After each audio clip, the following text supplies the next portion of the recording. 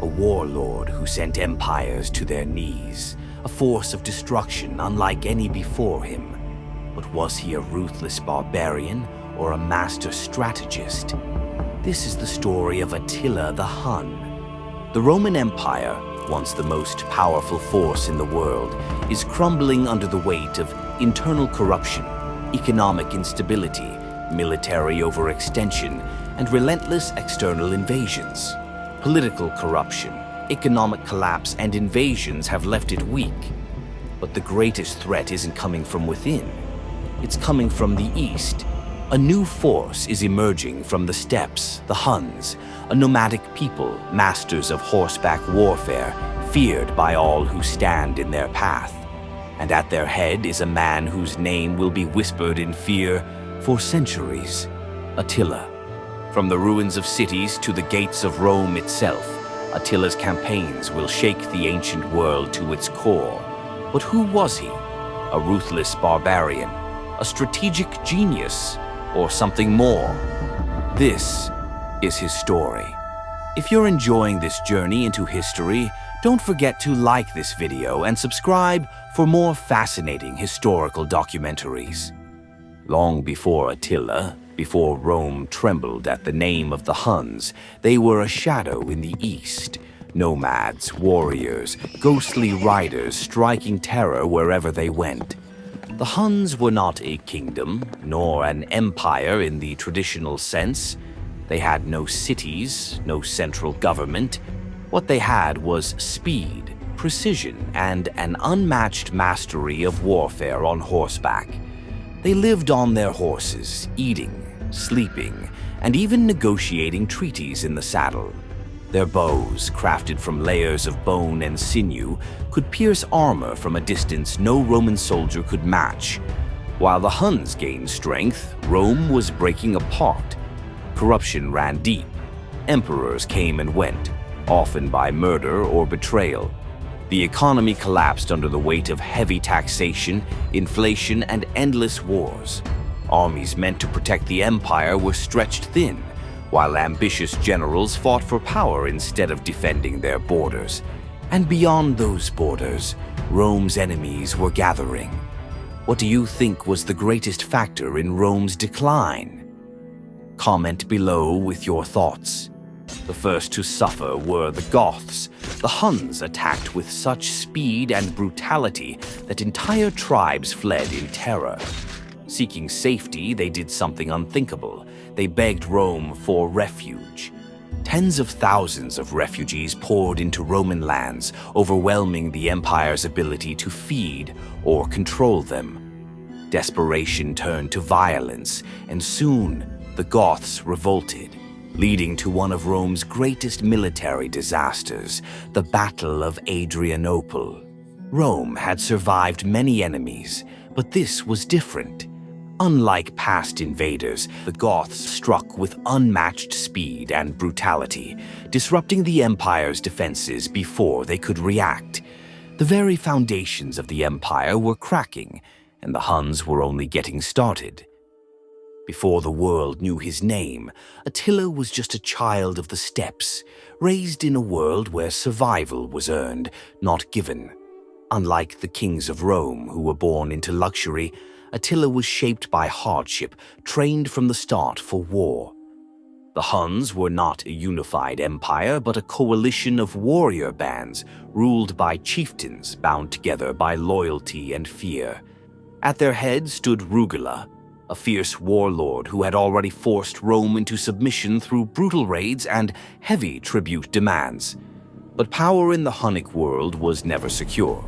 Leaders ruled by strength alone, and when Rugila died suddenly in 434 AD, the future of the Huns fell to two men, his nephews Attila and Bleda. Together they ruled, at least for a time.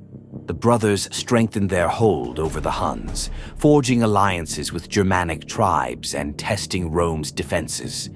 They forced Emperor Theodosius II into a treaty, demanding immense tribute in gold to keep the Huns at bay. For the moment, Rome preferred to buy peace rather than fight a war it could not win. But Attila was never a man to be satisfied with gold alone. Under Attila and Bleda's rule, the Huns struck deeper into Roman lands than ever before.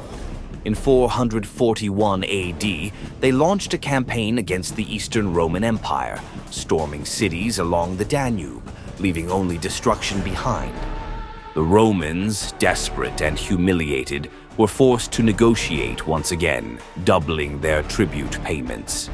But Attila had no intention of stopping there. Then, in 445 AD, Bleda was dead. The cause, officially unknown. But in the world of the Huns, there were no accidents, only assassins.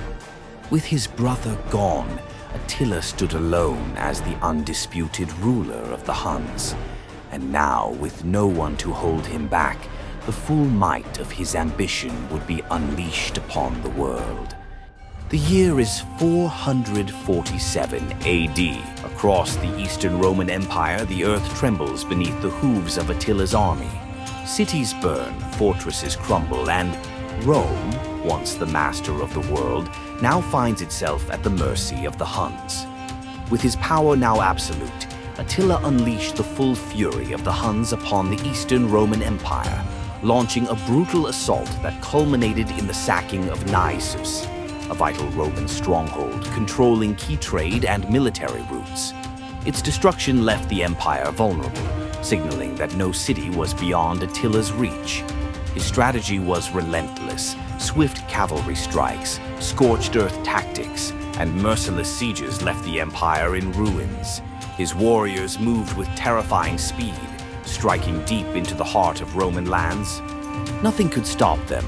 The Roman legions, stretched thin and ill-prepared, crumbled before the relentless assaults. The empire's grand cities, Naissus, Serdica, Marcianople, fell one by one, their streets painted in fire and blood. Desperate to stop the devastation, Emperor Theodosius II had no choice but to negotiate. The result was the Treaty of Margus, a humiliating agreement that forced Rome to pay Attila an immense tribute in gold just to keep the Huns from attacking further. The cost? 2,100 pounds of gold annually, an astronomical sum that drained the empire's treasury, amounting to nearly a third of Rome's total annual revenue at the time. Rome, the once mighty conqueror, was now paying for its own survival. But for Attila, gold was not enough. He saw weakness in Rome, and weakness invited further conquest. Attila's demands escalated: more gold, more territory, and even Roman nobles delivered to him as hostages. The emperor had no choice but to comply, until Rome decided it had paid enough. Rome had paid a fortune, but it was bleeding itself dry. In secret, Theodosius devised a plan to break the treaty, fortify his cities, and refuse any further payments to the Huns.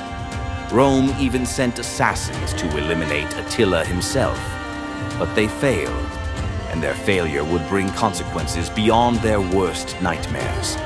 Betrayal had a price, and Attila was about to collect it. Before we dive into Attila's devastating retaliation, let us know: do you think Rome should have continued paying tribute or fought back sooner?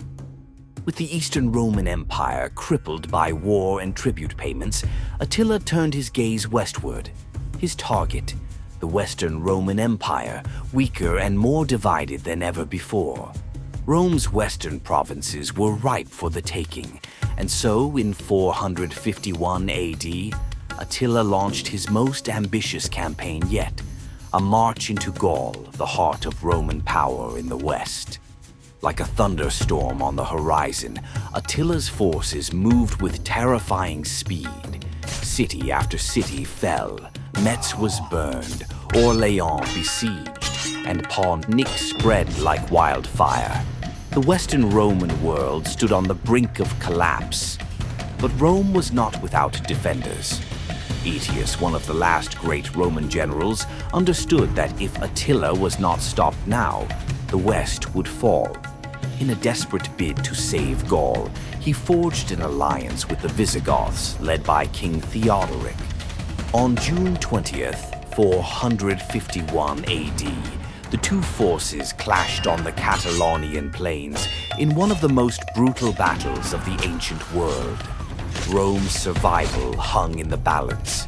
The battle raged for hours, the ground soaked in blood. King Theodoric fell in the chaos, but his death only enraged the Visigoths, who launched a devastating counterattack. For the first time, Attila faced something he had never known: defeat. His forces were pushed back, his warriors scattered. Yet, even in retreat, Attila was unbroken. The Battle of the Catalonian Plains was a rare defeat for Attila, but it was not the end.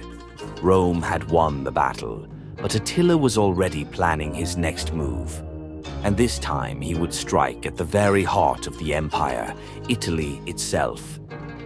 Defeated, but never broken. After the Battle of the Catalonian Plains, Attila retreated, but only to regroup. Less than a year later, in 452 AD, he returned with a vengeance, this time setting his sights on the very heart of the Western Roman Empire, Italy. With no army strong enough to stop him, Attila carved a path of devastation through Italy. Aquileia, one of the empire's most fortified cities, was reduced to rubble. Its survivors fled south, founding what would later become Venice. Towns and cities fell in rapid succession: Verona, Milan, Pavia, each looted and burned. Rome's leaders, paralyzed by fear, could do little. The Western Empire was defenseless, its armies shattered, its coffers empty. There was nothing left to give, except words. Then something extraordinary happened. Instead of sacking Rome, Attila agreed to meet with an unarmed man, Pope Leo I. What was said in that fateful meeting is unknown. Some accounts claim Leo warned Attila that attacking Rome would bring divine wrath upon him. Others say the Pope offered gold, though no record of payment exists. Divine intervention? Some believed Attila feared divine punishment. Medieval sources claim that during the meeting, the apostles Peter and Paul appeared in a vision, warning him not to attack. Famine and plague. Others argue that Attila's army was already struggling.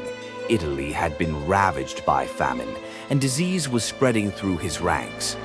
Rome, once a tempting prize, was now a city on the verge of collapse. Tactical retreat, or perhaps Attila simply saw no reason to risk it. The Western Empire was already crumbling. He had nothing to gain by pressing further. What do you think? Was Attila's withdrawal a strategic move, or was he forced to retreat? He left, not in defeat. He had taken what he wanted. Rome would not fall by his hand. Attila had defied Rome, humiliated its emperors, and left its lands in ruin. But his greatest conquest would never come, because soon after, the Scourge of God would meet a fate no one expected. The Scourge of God had brought empires to their knees. Rome had feared him. Kings had bowed before him, and yet his end did not come on the battlefield. It came in silence on the night of his own wedding. In the spring of 453 AD, Attila married a young woman named Ildiko. That night, as his warriors feasted in celebration, Attila retired to his chambers. By morning, he was dead. No enemy sword had struck him down. No poison was found in his cup. Instead, the official account claims he died of a sudden nosebleed, choking in his sleep. But could the greatest warlord of his age really die such an ordinary death? Natural causes? Some believe Attila simply succumbed to an internal hemorrhage, perhaps caused by years of heavy drinking, stress, or an undiagnosed condition. A fittingly human end for a man believed to be unstoppable. Assassination? Others suspect foul play. Was he murdered? Perhaps by his new wife, Ildiko, acting on behalf of Rome? Or by his own men, fearing his ambitions had grown too great? a curse. And then there are those who whisper of something more, supernatural. That Attila, who had defied gods and men, was finally struck down by divine will. Whatever the truth, one thing was certain. Without Attila, the Hunnic Empire could not stand. His sons fought for control, but none could command the loyalty he had. Within just a few years, the empire crumbled, and the Huns faded from history. Attila the Hun, ruthless warlord, master strategist, feared conqueror. He did not take Rome, but he helped bring about its fall. His name would live on not just in history, but in legend. Attila the Hun never set foot in Rome. He did not conquer it, nor did he topple its walls. Yet, in many ways, he helped bring about its end. His relentless attacks drained Rome's resources, shattered its armies, and forced it into costly treaties it could never afford. He drove waves of refugees into Roman lands, further destabilizing the empire. By the time Attila was gone, Rome was not far behind. To the Romans, he was the scourge of God, a punishment for their sins, an unstoppable force sent to test the empire's final days. For centuries, his name was spoken in fear, a symbol of destruction. But was Attila truly the barbarian Rome feared? Or was he something more? The myth versus the man. Attila was more than a brute force of nature. He was a master of strategy, using diplomacy as effectively as war. He knew when to strike and when to retreat, when to take gold and when to spill blood. Some see him as a symbol of chaos, others as a military genius. But one thing is certain, he changed history forever. In the West, he remains a figure of fear and destruction, while in the East, some view him as a cunning leader who challenged Rome's dominance. His legacy is one of both terror and admiration, depending on who tells his story. Empires fall, cities burn, but names endure. And more than 1,500 years later, the world still remembers Attila the Hun. If you found this story fascinating, make sure to subscribe and let us know which historical figure you'd like us to cover next.